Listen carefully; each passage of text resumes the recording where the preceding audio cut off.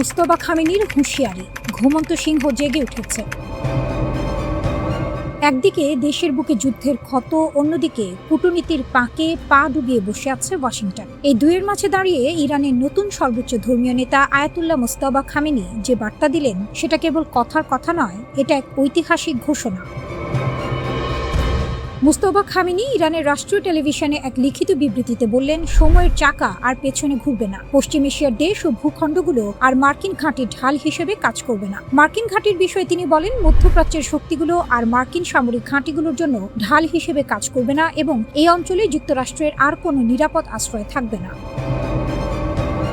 এছাড়া ইরানের সর্বোচ্চ নেতা লেবানন সহ প্রতিরোধ অক্ষের বিজয়ের কথা বলেন এবং জানান যে ইরানের প্রক্সি বাহিনীগুলো আমেরিকান এবং জায়নবাদী সত্তাকে একটি শিক্ষা দিয়েছে। খামেনি ইসলামী রাষ্ট্র এবং অন্যান্য দেশগুলোকে অভিন্ন স্বার্থে কাজ করার আহ্বান জানিয়েছেন, যা এই অঞ্চল এবং বিশ্বের নতুন ব্যবস্থা ও ভবিষ্যৎ নির্ধারণ করবে। তিনি বলেন, আন্তরিকতা ও পবিত্রতার সাথে আমি সকল ইসলামী দেশ ও সরকারকে অভিন্ন মঙ্গলের জন্য বন্ধুত্ব ও সহযোগিতার আহ্বান জানাই।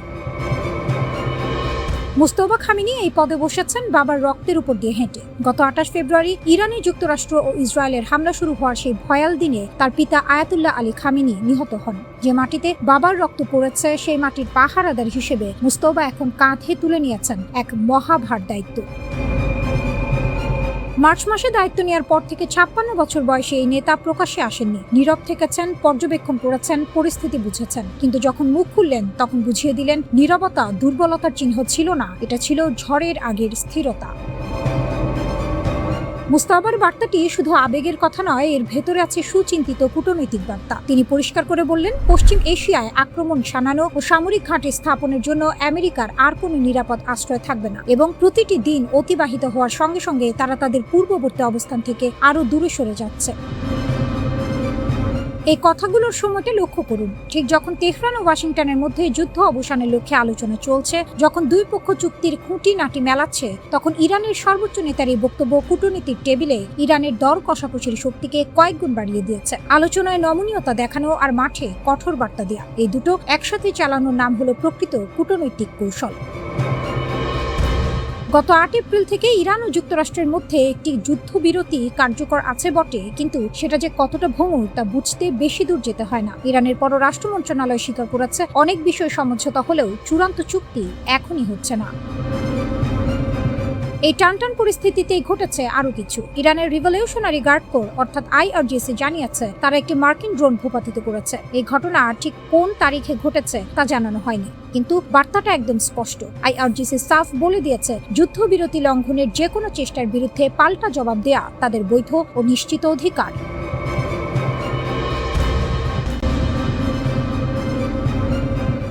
90% এক সংখ্যায় দুনিয়া কাঁপালো তেহরান। সংখ্যাটা ছোট, মাত্র দুটো সংখ্যা, কিন্তু এই দুটো অঙ্ক উচ্চারণ করতেই ওয়াশিংটনের ঘুম উড়ে গেছে, তেল আবিবের বুক কেঁপে উঠেছে, আর বিশ্বের কূটনৈতিক মহলে পড়েছে ভূমিকম্পের ঢেউ। 90%। ইরান পার্লামেন্টের জাতীয় নিরাপত্তা ও পররাষ্ট্রনীতি কমিশনের মুখপাত্র ইব্রাহিম রেজাই একটি পোস্টে লিখলেন, আবার হামলা হলে ইরান 90% পর্যন্ত ইউরেনিয়াম সমৃদ্ধ করবে। কথাটা যেন বাতাসে ছুড়ে দেয়া একটি জ্বলন্ত মশাল। 90% মানে কি? কেন এত ভয়? পরমাণু বিজ্ঞানের হিসাবে 90% সমৃদ্ধ ইউরেনিয়াম মানে অস্ত্র মানের উপাদান। পারমাণবিক বোমা বানাতে এই মাত্রার বিশুদ্ধতা লাগে। 60% পর্যন্ত গেলে সীমিত মাত্রার ডার্টি বম্ব তৈরি সম্ভব, কিন্তু 90% পৌঁছালে সেটা আর ডার্টি বম্ব নয়, সেটা হিরোশিমার ভাষায় কথা বলে। ইরানের হাতে এখনই রয়েছে 60% পর্যন্ত সমৃদ্ধ প্রায় 400 কেজি ইউরেনিয়াম। মার্কিন গোয়েন্দা সংস্থার নিজস্ব মূল্যায়ন বলছে, এই মজুদ যতক্ষণ আছে, ইরানের পারমাণবিক কর্মসূচি উল্লেখযোগ্যভাবে বাধাগ্রস্ত হওয়ার কোনো কারণ নেই। আর 60 থেকে 90% যাওয়া প্রযুক্তিগতভাবে মাত্র একটি ছোট পদক্ষেপ। সেই ছোট পদক্ষেপের হুমকিটাই এখন বিশ্ব রাজনীতির সবচেয়ে বড় ভূমিকম্পের কারণ। চাপের জবাবে পাল্টা চাপ, তেহরানের পুরনো কৌশল, নতুন শক্তি। ঘটনার পটভূমিটা বোঝা দরকার। পাকিস্তানের মধ্যস্থতায় ইরান যুদ্ধবিরতির একটি প্রস্তাব পাঠিয়েছিল ওয়াশিংটনে। সেই প্রস্তাবে ছিল একাধিক শর্ত: যুদ্ধের ক্ষয়ক্ষতির ক্ষতিপূরণ, হরমুজ প্রণালীতে সার্বভৌম কর্তৃত্ব, তেল বিক্রির ওপর নিষেধাজ্ঞা প্রত্যাহার এবং হেজবুল্লাহ হুথি পপুলার মোবিলাইজেশন ফোর্সের ওপর হামলা বন্ধ। শর্তগুলো কঠিন, কিন্তু ইরানের অবস্থান স্পষ্ট, এগুলো দাবি নয়, ন্যূনতম প্রাপ্য। ট্রাম্প সেই প্রস্তাব ছুড়ে ফেললেন, ঘোষণা দিলেন যুদ্ধবিরতি এখন লাইফ সাপোর্টে। নেতানিয়াহু কানে কানে জানিয়ে দিলেন ইরানের শর্ত মানা যাবে না। ওয়াশিংটন ভেবেছিল চাপে পড়ে তেহরান নরম হবে, হিসাব উল্টো হলো। পরদিনই এলো পারমাণবিক হুঁশিয়ারি। ইরান বলল আবার হামলা হলে 90%। কূটনীতির ভাষায় বললে এটা পাল্টা চাপের সবচেয়ে ধারালো অস্ত্র। যুদ্ধক্ষেত্রে যা পারেনি, আলোচনার টেবিলে সেই কাজটাই করে দিল একটা সংখ্যা। কূটনৈতিক বিশ্লেষকরা বলছেন এই ঘোষণা হয়তো চাপ সৃষ্টির কৌশল, বাস্তব প্রয়োগের চেয়ে মনস্তাত্ত্বিক যুদ্ধের অস্ত্র। কিন্তু প্রশ্নটা হলো, বাস্তব প্রয়োগ হোক বা না হোক, এই হুমকির মূল্য কি কম? যে দেশের হাতে আছে 60% সমৃদ্ধ 400 কেজি ইউরেনিয়াম, যার পারমাণবিক স্থাপনাগুলো বোমায় পুরোপুরি ধ্বংস হয়নি, যে দেশের বিজ্ঞানীরা এই প্রযুক্তির দরজার ঠিক সামনে দাঁড়িয়ে আছেন, সেই দেশ যখন 90% কথা বলে, তখন সেটাকে নিছক ভাষণ ভাবলে বোকামি হবে। ট্রাম্প বলেছিলেন মার্কিন ইসরায়েলি হামলায় ইরানের পারমাণবিক স্থাপনা গুড়িয়ে গেছে, কিন্তু মার্কিন গোয়েন্দাদের নিজস্ব মূল্যায়ন ভিন্ন কথা বলছে। উচ্চ সমৃদ্ধ ইউরেনিয়ামের মজুদ অক্ষত থাকলে ক্ষমতা কমেনি বলেই তাদের মত।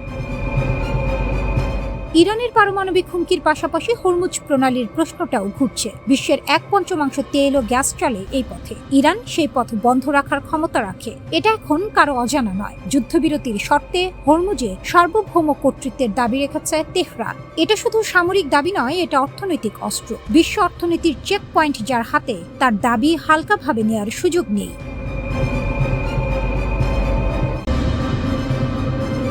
একটা ফোন কল, এক পাশে ডোনাল্ড ট্রাম্প, অন্য পাশে মধ্যপ্রাচ্যের সবচেয়ে ক্ষমতাধর নেতারা। ট্রাম্প কথা শেষ করলেন, তারপর নেমে এলো এক অদ্ভুত নীরবতা। কেউ কথা বললেন না, একজনও না। ট্রাম্প নিজেই অস্বস্তিতে পড়ে রসিকতা করলেন, তোমরা কি এখনো লাইনে আছো? যে ফোন কলে কাঁপল মধ্যপ্রাচ্য।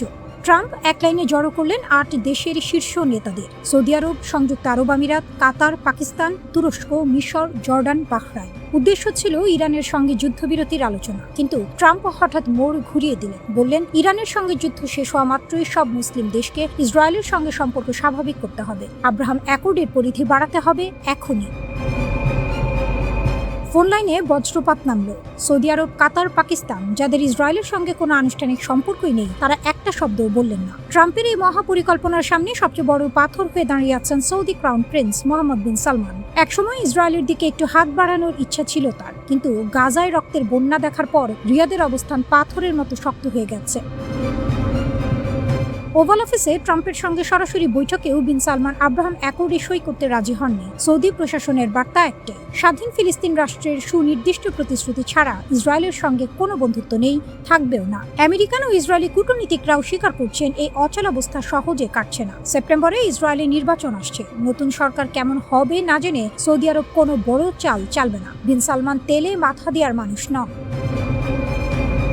ট্রাম্প ট্রুথ সোশ্যালে লিখেছেন, একদিন হয়তো ইরান ও ইসরায়েলকে স্বীকৃতি দিয়ে আব্রাহাম অ্যাকর্ডের অংশ হবে। এই কথা পড়ে মধ্যপ্রাচ্যের রাজনৈতিক বিশ্লেষকরা কেউ হেসাচ্ছেন, কেউ মাথায় হাত দিয়েছেন। ইরান, যে দেশ দশকের পর দশক ধরে ইসরায়েলকে তার অস্তিত্বের সবচেয়ে বড় হুমকি মনে করে, সে কিনা একদিন তেল আবিবকে আলিঙ্গন করবে, এটা কল্পনার জগতেও কঠিন। কিন্তু ট্রাম্প এই কল্পনাকে কূটনীতির হাতিয়ার বানাচ্ছেন। রিপাবলিকান সিনেটর লিন্ডসে গ্রাহাম আরও এক ধাপ এগিয়ে হুঁশিয়ারি দিয়েছেন, মুসলিম নেতারা যদি এই সুযোগ হাতছাড়া করেন, সমগ্র মধ্যপ্রাচ্যের ভবিষ্যৎ অন্ধকারে ডুবে যাবে। এই ধমকের ভাষা দেখিয়ে বোঝা যায় ওয়াশিংটন আসলে কতটা মরিয়া। ইরান যেভাবে খেলছে দাবার ছক, এই পুরো পরিস্থিতিতে ইরান কিন্তু চুপচাপ বসেনি। তারা দাবার ছকে এমন চাল দিচ্ছে যা প্রতিপক্ষকে ভাবিয়ে তুলছে। পরমাণু কর্মসূচির বিস্তারিত আলোচনায় তারা এই মুহূর্তে যাচ্ছে না, সেটা পরের ধাপে। আগে চাই নিরাপত্তার নিশ্চয়তা, আগে চাই নিষেধাজ্ঞা শিথিলের ভাষা। হরমুজ প্রণালী খুলে দেওয়ার ব্যাপারে নীতিগতভাবে রাজি হয়েছে, কারণ এটা দিয়ে বিশ্বের তেলের বিশাল একটা অংশ যায়। এখানে ছাড় দিলে আন্তর্জাতিক সম্প্রদায় একটু নরম হবে। কিন্তু ইউরেনিয়াম মজুদ ছেড়ে দেয়া, কোথায় যাবে, কিভাবে যাবে, কে যাচাই করবে, এসব পরে, অনেক পরে। ইরান সময় কিনছে এবং সময় কেনার এই শিল্পে তারা ওস্তাদ। তাসনিম নিউজ একটি সম্ভাব্য কাঠামোর কথা জানিয়েছে। পূর্ণ চুক্তির আগে একটি সীমিত সমঝোতাপত্র, ইরানের তেল রপ্তানিতে সাময়িক ছাড়, বিনিময়ে মধ্যপ্রাচ্যের সব রণাঙ্গনে যুদ্ধবিরতি। লেবাননও এই ছাতার নিচে আসবে। হরমুজের বিষয়টা 30 দিনে, আনুষ্ঠানিক পরমাণু আলোচনা 60 দিনে।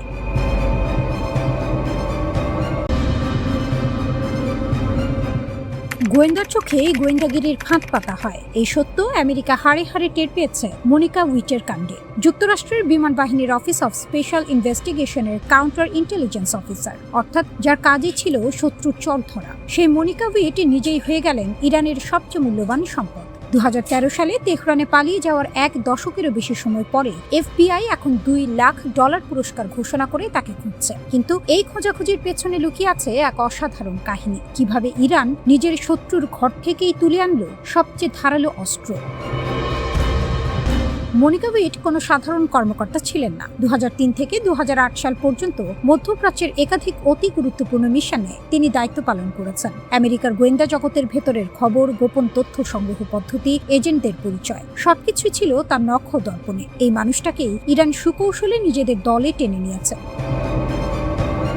যুক্তরাষ্ট্রের তৎকালীন অ্যাসিস্ট্যান্ট অ্যাটর্নি জেনারেল জন ডেমার্স 2019 সালে অভিযোগ করেছিলেন ইরান অত্যন্ত সুচিন্তিতভাবে মনিকাকে নিজেদের পক্ষে নিয়ে এসেছে। 2012 থেকে 2015 সালের মধ্যে তিনি ইরানি গোয়েন্দাদের সাথে লিপ্ত হন এবং আমেরিকার জাতীয় প্রতিরক্ষার সাথে সম্পর্কিত অতি গোপনীয় নথি ও তথ্য সরবরাহ করেন। শুধু তাই নয়, একজন মার্কিন গোয়েন্দা কর্মকর্তার আসল পরিচয় ফাঁস করে দেন তিনি, যার ফলে সেই কর্মকর্তার জীবন সরাসরি হুমকির মুখে পড়ে। মনিকাকে ইরান যেভাবে কাজে লাগিয়েছে সেটাই তেহরানের কৌশলী মাথার সবচেয়ে বড় প্রমাণ। তেহরানে পালিয়ে যাওয়ার পর ইরানি কর্মকর্তারা তাকে বসিয়ে রাখেনি, ঘরবাড়ি দিয়েছে, কম্পিউটার সরঞ্জাম দিয়েছে, সব ধরনের সুযোগ সুবিধা নিশ্চিত করেছে, শুধু একটাই শর্তে, কাজ চালিয়ে যাও। দীর্ঘমেয়াদী বিনিয়োগে ইরানের এই দক্ষতা চমকে দেওয়ার মতো। যখন পুরো পশ্চিমা দুনিয়া ইরানকে কোণঠাসা করার চেষ্টা করছিল, তখন তেহরান চুপচাপ শত্রুর ঘরের ভেতর থেকেই গড়ে তুলছিল নিজের প্রতিরক্ষার ঢাল। মনিকা উইট সেই ঢালের সবচেয়ে উজ্জ্বল পালক। আমেরিকার সবচেয়ে গোপনীয় গোয়েন্দা তথ্য সংগ্রহ কর্মসূচি ফাঁস হয়ে গেছে তেহরানের কাছে। অর্থাৎ আমেরিকা কিভাবে ইরানের উপর নজর রাখে, কোথায় তার এজেন্ট আছে, কি পদ্ধতিতে তথ্য সংগ্রহ করে, সবকিছুর মানচিত্র এখন তেহরানের হাতে। এই সুবিধা অর্থে কেনা যায় না, অস্ত্র দিয়ে জেতা যায় না, এটা পাওয়া যায় কেবল সঠিক মানুষকে সঠিক সময়ে পাশে পাওয়ার মাধ্যমে। এক দশকেরও বেশি সময় পরে FBI এখন $2 লাখ পুরস্কার ঘোষণা করছে। ওয়াশিংটনে কাউন্টার ইন্টেলিজেন্স বিভাগের শীর্ষ কর্মকর্তা ড্যানিয়েল ওয়াইরজবিকি বলছেন FBI তাকে ভুলে যায়নি, কিন্তু এই কথা বলতে বলতে স্পষ্ট হয়ে যাচ্ছে আসল সত্যি, FBI তাকে ধরতে পারছে না। ইরানের সংকটময় মুহূর্তে এই ঘোষণার সময়কাল কিন্তু কাকতালীয় নয়। মার্কিন ইসরায়েলি যুদ্ধের পর ইরানের ভেতরের পরিস্থিতি যখন উত্তপ্ত, তখন হয়তো ওয়াশিংটন ভাবছে এই সুযোগে মনিকার কোনো তথ্য পাওয়া যাবে কিংবা ইরানের ভেতরে অস্থিরতা তৈরি করা যাবে। কিন্তু তেহরান এই চাল আগেই বুঝে নিয়েছে। মনিকার কোনো আইনজীবী আছেন কিনা তা এখন অস্পষ্ট, কারণ তার সেই প্রয়োজনও নেই। ইরানের ছত্রছায়ায় তিনি এখন নিরাপদ। আমেরিকার পুরস্কারের টাকা তার কাছে পৌঁছানোর কোনো পথ নেই।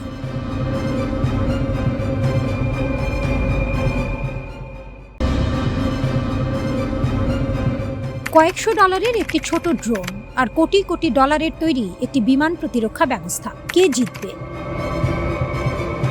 আজ আমরা কথা বলবো হিজবুল্লাহর সেই মারাত্মক ড্রোন কৌশল নিয়ে, যা কিনা ইসরায়েলের বহু বিলিয়ন ডলারের আয়রন ডোমকে নাস্তানাবুদ করে দিচ্ছে। আয়রন ডোম ইসরায়েলের আকাশের পাহারাদার। রকেট আসছে, আয়রন ডোম গুলি করে নামিয়ে দেয়। শুনতে যত সহজ, বানাতে তত দামি। এই পুরো সিস্টেমে বিনিয়োগ হয়েছে কোটি কোটি মার্কিন ডলার। প্রতিটি ইন্টারসেপ্টর মিসাইলের দাম $50,000 থেকে $1 লাখ পর্যন্ত। এতদিন ধরে এই ঢাল ছিল ইসরায়েলের সবচেয়ে বড় ভরসা, কিন্তু হিজবুল্লাহ একটা নতুন প্রশ্ন তুলে দিয়েছে। কোটি টাকার ঢাল কি শত টাকার তীর ঠেকাতে পারে?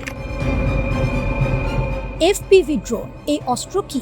FPV মানে ফার্স্ট পারসন ভিউ, মানে চালক গ্যাজেট পরে বসে থাকেন আর ড্রোনের চোখ দিয়ে দেখতে পান সরাসরি। এটাকে চালানো অনেকটা ভিডিও গেমের মতো, কিন্তু ফলাফল গেমের নয়, বাস্তব। হিজবুল্লাহ এখন যে ড্রোন ব্যবহার করছে সেগুলো আরো এক ধাপ উপরে, ফাইবার অপটিক ড্রোন। এই ড্রোন উঠতে উঠতে পেছনে একটি চিকন কাচের সুতো ছেড়ে যায়, সেই সুতো দিয়েই নিয়ন্ত্রণ হয়। এখানে আয়রন ডোমের বিপদ, ইলেকট্রনিক জ্যামার দিয়ে রেডিও সিগন্যাল কেটে দেওয়া যায়, কিন্তু কাচের সুতো কাটবে কিভাবে? সম্প্রতি হিজবুল্লাহ একটি ভিডিও প্রকাশ করেছে, যেখানে দেখা যাচ্ছে একটি বিস্ফোরক বোঝাই ড্রোন সরাসরি ইসরায়েলি আয়রন ডোম ব্যাটারিতে আছড়ে পড়ছে। বিশেষজ্ঞরা বলছেন এটি শুধু একটি হামলা নয়, এটি একটি বার্তা। বার্তা হলো তোমার সবচেয়ে দামি ঢালটাই এখন লক্ষ্যবস্তু। মার্চ থেকে হিজবুল্লাহ এই ড্রোন ব্যবহার বহুগুণ বাড়িয়েছে। ইসরায়েলি মিডিয়া নিজেই স্বীকার করছে সেনাদের মধ্যে হতাহতের সংখ্যা বাড়ছে। ইসরায়েলের নিজস্ব প্রতিরক্ষা প্রযুক্তি কোম্পানি অ্যাকশন ভিশনের ম্যানেজিং ডিরেক্টর নেরি জিন বলেছেন একটি চমকে দেওয়ার মতো কথা। তিনি বলেন, 10 কোটি টাকার ট্যাঙ্ক হঠাৎ হার মেনে যায় মাত্র $400 একটি FPV ড্রোনের কাছে। এই কথাটা মনে রাখবেন, এটা শত্রুপক্ষ বলেনি, ইসরায়েলের নিজেরই একজন প্রতিরক্ষা বিশেষজ্ঞ বলেছেন। এর মানে দাঁড়াচ্ছে আধুনিক যুদ্ধে সবচেয়ে দামি অস্ত্রই সবচেয়ে কার্যকর। এই সমীকরণটা ভেঙে পড়ছে। এই ফাইবার অপটিক ড্রোনের ব্যবহার প্রথম দেখা গেছে রাশিয়া ইউক্রেন যুদ্ধে। দুই পক্ষই জাল, গুলি, ইলেকট্রনিক ডিফেন্স দিয়ে এটা থামানোর চেষ্টা করেছে, পারেনি। হিজবুল্লাহ সেই যুদ্ধের প্রতিটি পাঠ মুখস্থ করেছে। তাই ইউক্রেনের রাষ্ট্রদূত পর্যন্ত বলেছেন ইসরায়েল ইউক্রেনের কাছ থেকে ড্রোন যুদ্ধের শিক্ষা নেয়নি, আর সেটাই এখন তার কাল হয়েছে। হিজবুল্লাহ শুধু অস্ত্র কিনেনি, সে যুদ্ধের নতুন ব্যাকরণ শিখেছে। পরিস্থিতি এতটাই নাজুক হয়েছে যে প্রধানমন্ত্রী নেতানিয়াহু নিজে একটি বিশেষ ড্রোন প্রতিরোধ প্রকল্প গঠনের নির্দেশ দিয়েছেন, তবে সঙ্গে স্বীকার করেছেন সমাধান পেতে অনেক সময় লাগবে। ইসরায়েল এখন AI চালিত ডিটেকশন, লেজার অস্ত্র, মাইক্রোওয়েভ ডিফেন্স নিয়ে ভাবছে, কিন্তু সেগুলো কবে আসবে কেউ জানে না।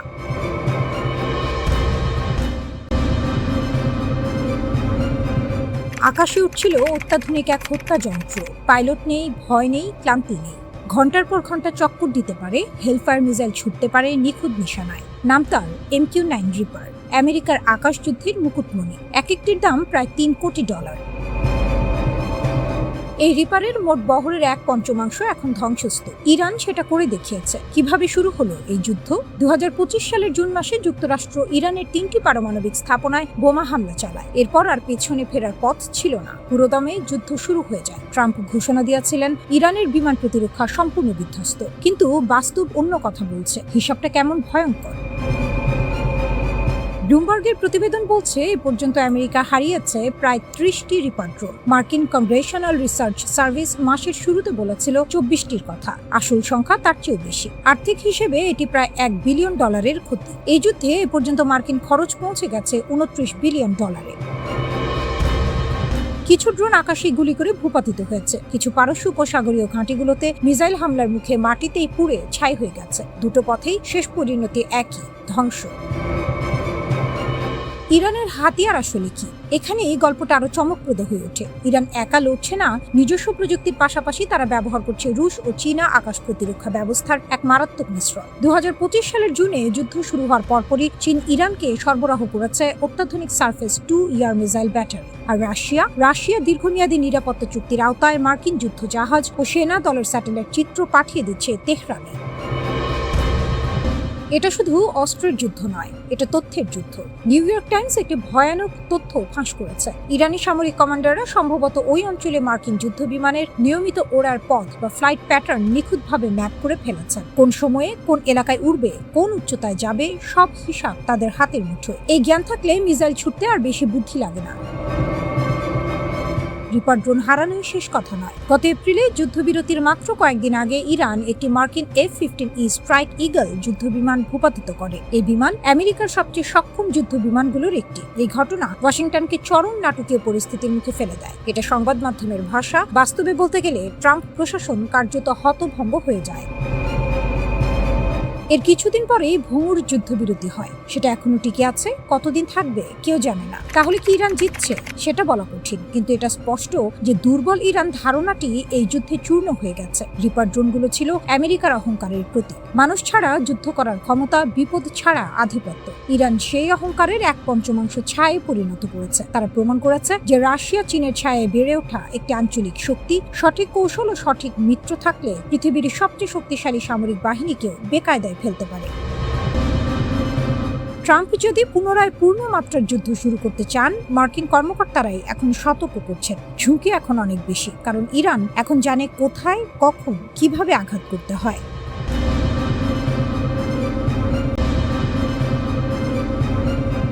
উপসাগরের বুকে যখন আগুন জ্বলছে, তখন কে মিত্র আর কে শত্রু সেই হিসাব মেলানো ভার। ইরানের প্রায় 3000 ড্রোন ও ক্ষেপণাস্ত্র দুবাই আর আবুধাবির আকাশ ছিঁড়ে পড়েছে। বন্দর, বিমানবন্দর, হোটেল, টাওয়ার কিছুই রেহাই পায়নি। সংযুক্ত আরব আমিরাত রাতারাতি রণক্ষেত্রে পরিণত হয়েছে, কিন্তু সেই ঘর পোড়া মানুষ শুধু ছাই গনে নিয়ে পাল্টে আঘাত করেছে, চুপিসারে, আড়ালে, কাউকে না জানিয়ে। এই হলো মধ্যপ্রাচ্যের আসল চেহারা। ওয়াল স্ট্রিট জার্নাল পর্দা সরিয়ে দিয়েছে। রিপোর্ট বলছে সংযুক্ত আরব আমিরাতে এই যুদ্ধে নীরব দর্শক ছিল না, সরাসরি সামরিক হামলা চালিয়েছে ইরানের মাটিতে। পশ্চিমা যুদ্ধ বিমান ও অত্যাধুনিক নজরদারি নেটওয়ার্ক ব্যবহার করে এপ্রিলের শুরুতে পারস্য উপসাগরের লাভান দ্বীপে ইরানের একটি তেল শোধনাগারে হামলা চালানো হয়েছে। সেই হামলায় বিশাল আগুন লেগেছিল। শোধনাগারের বড় অংশ মাসের পর মাসের জন্য অকেজো হয়ে পড়েছে। আমিরাত একটিও কথা বলেনি, স্বীকার করেনি, অস্বীকারও করেনি। কিন্তু যে বিষয়টি আরও চমকে দেওয়ার মতো সেটি হলো এই হামলা হয়েছিল ঠিক সেই সময়ের কাছাকাছি যখন ট্রাম্প যুদ্ধবিরতি ঘোষণা করছিলেন। একদিকে শান্তির কথা, অন্যদিকে লাভান দ্বীপে ধোঁয়া উঠছে। এই দুমুখ খেলার নাম আধুনিক কূটনীতি।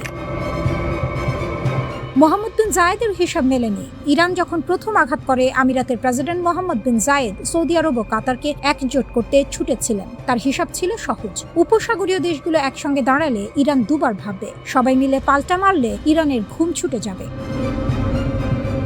কিন্তু রিয়াদ নাকচ করে দিল। কাতার পিছিয়ে গেল, বাহরাইন ও কুয়েত সৌদি আরবের পথ ধরল। ওমান তো আগে থেকেই মধ্যস্থতাকারীর ভূমিকায়। কেউ কেউ মোহাম্মদ বিন জায়েদকে সরাসরি বলে দিয়েছে, এটা আমাদের যুদ্ধ নয়। আঘাতের পর আঘাত সামলে একা দাঁড়িয়ে থাকা আমিরাতের জন্য এই বার্তা ছিল কানে গরম সীসা ঢালার মতো।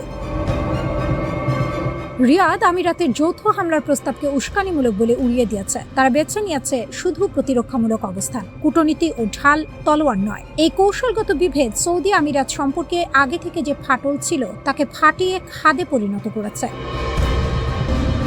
কাতার পরিস্থিতি আরো জটিল। রাশ লাফান গ্যাস টার্মিনালে ইরানের হামলার পর দোহায় ক্ষণিকের জন্য পাল্টা আঘাতের কথা ভাবা হয়েছিল, কিন্তু শেষমেশ ঠান্ডা মাথায় সিদ্ধান্ত নিয়েছে সংঘর্ষ নয়, মধ্যস্থতা। তাদের এলএনজি রপ্তানি আর বিদেশি সামরিক ঘাঁটি ইরানের নিশানায়, তাই আগুনে ঘি না ঢালাই শ্রেয়।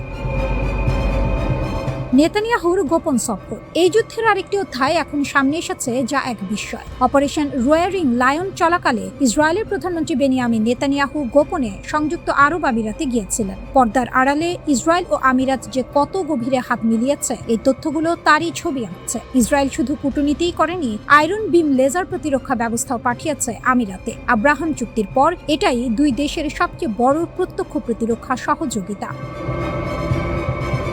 এপ্রিলের শেষে আমিরাত সৌদি আরবের নেতৃত্বাধীন ওপেক জোট থেকে বেরিয়ে গেছে। এখন শোনা যাচ্ছে উপসাগরীয় সহযোগিতা পরিষদ জিসিসি থেকেও সরে আসার কথা ভাবছে আবুধাবি।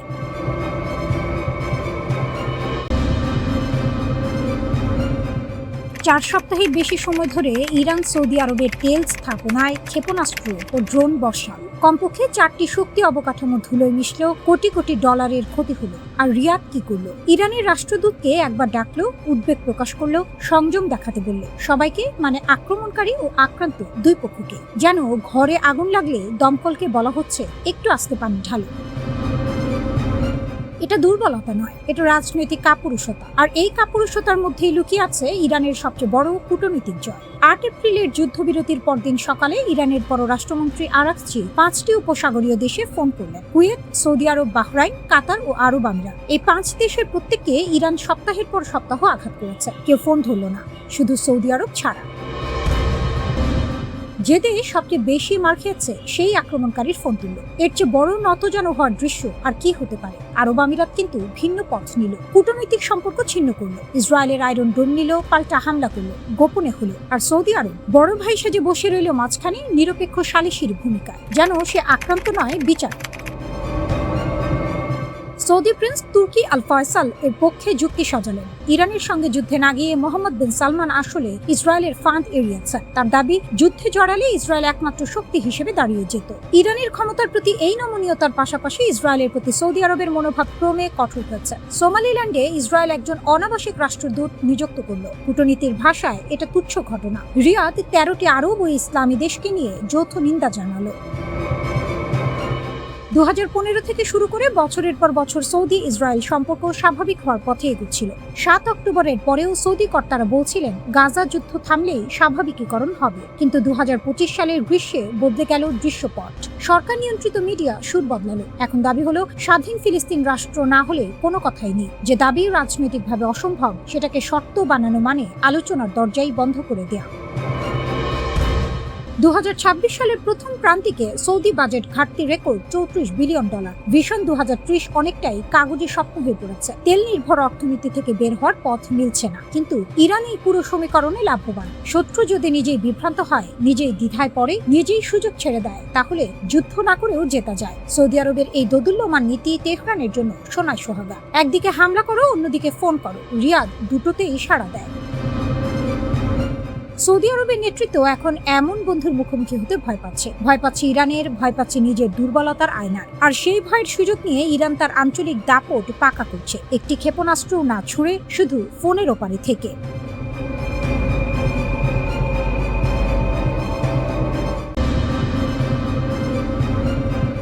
ধ্বংসের ধোঁয়া এখনো কাটেনি, অথচ কারখানায় আবার আলো জ্বলছে। মিসাইলের গর্জন থামতে না থামতেই ওয়েল্ডিং এর ফুলকি উঠছে ইরানের অস্ত্র কারখানায়। যুক্তরাষ্ট্র আর ইসরায়েল ভেবেছিল এবার চিৎ করে দেওয়া গেছে, কিন্তু হিসাব মেলেনি। মার্কিন গোয়েন্দাদের নিজেদের রিপোর্টই বলছে তেহরান ঘুরে দাঁড়াচ্ছে, এবং প্রত্যাশার চেয়ে অনেক দ্রুত। গত 28 ফেব্রুয়ারি শুরু হয় সংঘাত। যুক্তরাষ্ট্র আর ইসরায়েলের যৌথ সামরিক অভিযান অপারেশন এপিক ফিউরি ইরানের মিসাইল ঘাঁটি, লঞ্চার আর অস্ত্র কারখানার ওপর ঝাঁপিয়ে পড়ে। দাবি করা হয়েছিল ইরানের 90% সমরাস্ত্র উৎপাদন কেন্দ্র মাটিতে মিশিয়ে দেওয়া হয়েছে। সেন্টকম প্রধান admiral Brad Cooper house armed services কমিটিতে দৃঢ় কণ্ঠে বললেন, পুনর্গঠন করতে ইরানের বহু বছর লেগে যাবে, কিন্তু মাত্র কয়েক সপ্তাহের মধ্যেই সেই দাবির বেলুন চুপসে গেছে। গোয়েন্দারা যা দেখছেন, 8 এপ্রিল যুদ্ধবিরতি শুরু হওয়ার পর থেকে মার্কিন গোয়েন্দা সংস্থাগুলো যা দেখছে, তাতে তাদের নিজেদেরই চোখ কপালে ওঠার দশা। একাধিক গোয়েন্দা সূত্র সিএনএনকে নিশ্চিত করেছে ইরান কেবল ক্ষত সারাচ্ছে না, সক্রিয়ভাবে নতুন ড্রোন উৎপাদনও শুরু করে দিয়েছে। একটি মার্কিন প্রশাসনের কর্মকর্তা স্পষ্ট করে বলেছেন, আগামী 6 মাসের মধ্যে ইরান তার ড্রোন হামলার সক্ষমতা পুরোপুরি ফিরে পাবে। শুধু তাই নয়, যেসব মিসাইল লঞ্চার মাটি চাপা দিয়ে লুকিয়ে রাখা হয়েছিল, সেগুলো এরই মধ্যে উদ্ধার করা হয়েছে। এপ্রিলে যেখানে বলা হচ্ছিল ইরানের প্রায় অর্ধেক লঞ্চার অক্ষত আছে, সাম্প্রতিক হিসাবে সেই সংখ্যা এসে দাঁড়িয়েছে 2/3। কুপারের দাবি আর গোয়েন্দা রিপোর্টের মধ্যে ফারাকটা এতটাই বিস্তর যে দুটি আলাদা সূত্র সরাসরি জানিয়ে দিয়েছে দুটোর মধ্যে কোনো মিল নেই। গোয়েন্দাদের কাছের একটি সূত্রের কথায় এই ক্ষতি ইরানকে বড়জোর কয়েক মাস পিছিয়ে দিতে পারে, বছর তো দূরের কথা। এত দ্রুত কিভাবে সম্ভব হলো? তেলে জলে মেশে না, কিন্তু রাশিয়া আর চীনের সঙ্গে ইরানের সম্পর্ক সেই নিয়মেরই ব্যতিক্রম। দ্রুত পুনর্গঠনের পেছনে এই দুই মিত্রের ভূমিকা অস্বীকার করার উপায় নেই। চীন যুদ্ধ চলাকালীন সময়েও ইরানকে মিসাইল তৈরির যন্ত্রাংশ সরবরাহ করে যাচ্ছে। মার্কিন নৌ অবরোধে সরবরাহ কিছুটা কমলেও থামেনি। ইসরায়েলি প্রধানমন্ত্রী নেতানিয়াহু নিজেও সিবিএস নিউজে এই তথ্য স্বীকার করেছেন। চীন অবশ্য এই অভিযোগ নাকচ করে দিয়েছে, তবে যন্ত্রাংশের খালি বাক্সগুলো নিজের হয়েই কথা বলে। এর বাইরে আরেকটি বড় কারণ হলো, হামলা আসলে যতটা কার্যকর হয়েছে বলে দাবি করা হয়েছিল ততটা হয়নি। ইরানের প্রতিরক্ষা শিল্পের একটি অংশ শুরু থেকেই সম্পূর্ণ অক্ষত ছিল, অর্থাৎ শূন্য থেকে শুরু নয়, একটা মজবুত ভিত্তির উপর দাঁড়িয়েই ইরান পুনর্গঠন শুরু করতে পেরেছে। ড্রোন এখনকার আসল মাথা ব্যথা। যুদ্ধের আগে ইরানের হাজার হাজার ড্রোন ছিল, হামলার পরও তার অন্তত 50% অক্ষত থেকে গেছে। এখন সেখানে নতুন উৎপাদন যোগ হচ্ছে। এই ড্রোনগুলোই মধ্যপ্রাচ্যে মার্কিন মিত্রদের জন্য সবচেয়ে বড় উদ্বেগের কারণ হয়ে উঠেছে। কেন? কারণটা সহজ অঙ্কের। ইরানের একটি ড্রোনের দাম মাত্র $20,000। সেটা ঠেকাতেই যুক্তরাষ্ট্রকে খরচ করতে হয় $40 লাখ। একটি ড্রোন আর পাল্টা খরচ 200 গুণ। এই অসম অর্থনীতিতে ইরান টিকে থাকতে পারে অনেকক্ষণ। অন্যদিকে প্রতিপক্ষের কোষাগার খালি হয় তপ্তপ করে। মিসাইল সক্ষমতা এখনো পুরোপুরি পুনর্গঠিত না হলেও ড্রোন দিয়েই সেই ঘাটতি পুষিয়ে নিতে পারে তেহরান। ইসরায়েল থেকে শুরু করে উপসাগরীয় দেশগুলো সবাই এই ড্রোনের নাগালে।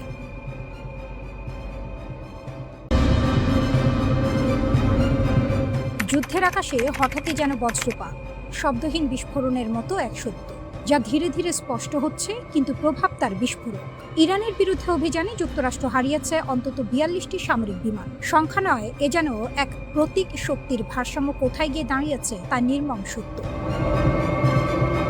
মার্কিন কংগ্রেশনাল রিসার্চ সার্ভিসের সাম্প্রতিক প্রতিবেদন যেন সেই লুকোনো গল্পের দরজা খুলে দিয়েছে। বোমারু বিমান, নজরদারি প্ল্যাটফর্ম, ড্রোন, জ্বালানি সরবরাহকারী ট্যাঙ্কার, যুদ্ধের প্রতিটি স্তম্ভে আঘাত লেগেছে। আকাশের আধিপত্য যা এতদিন ছিল যুক্তরাষ্ট্রের একচ্ছত্র সম্পদ, সেখানে ইরান যেন লিখে দিচ্ছে নতুন সমীকরণ। ঘটনার সূত্রপাত 28 ফেব্রুয়ারি। যুক্তরাষ্ট্র ও ইসরায়েল মিলে শুরু করে ইরানে সামরিক অভিযান। নাম দেওয়া হয় অপারেশন এপিক ফিউরি। নামের মধ্যেই ছিল গর্জন, ছিল আধিপত্যের ঘোষণা, কিন্তু বাস্তব যুদ্ধক্ষেত্রে গর্জনের চেয়ে বেশি শোনা গেছে প্রতিরোধের শব্দ, ইরানের প্রতিরোধ। 40 দিনের মাথায় 8 এপ্রিল পাকিস্তানের মধ্যস্থতায় আসে সাময়িক যুদ্ধবিরতি, কিন্তু ততদিনে যুদ্ধের খতিয়ান তৈরি হয়ে গেছে। সেই খতিয়ানে যুক্তরাষ্ট্রের ক্ষতির অঙ্ক শুধু সংখ্যা নয়, এ এক কৌশলগত ধাক্কা। ধ্বংস বা ক্ষতিগ্রস্ত বিমানের তালিকায় রয়েছে 4টি F-15E স্ট্রাইক ইগল, একটি F-35A লাইটনিং 2, একটি A-10 থান্ডারবোল্ট 2। আকাশে জ্বালানি সরবরাহের জন্য ব্যবহৃত 7টি KC-135 স্ট্র্যাটো ট্যাঙ্কারও রক্ষা পায়নি। এমনকি আগাম সতর্কবার্তা ও নিয়ন্ত্রণ ব্যবস্থার প্রতীক E-3 সেন্ট্রি বিমানও ধ্বংস হয়েছে।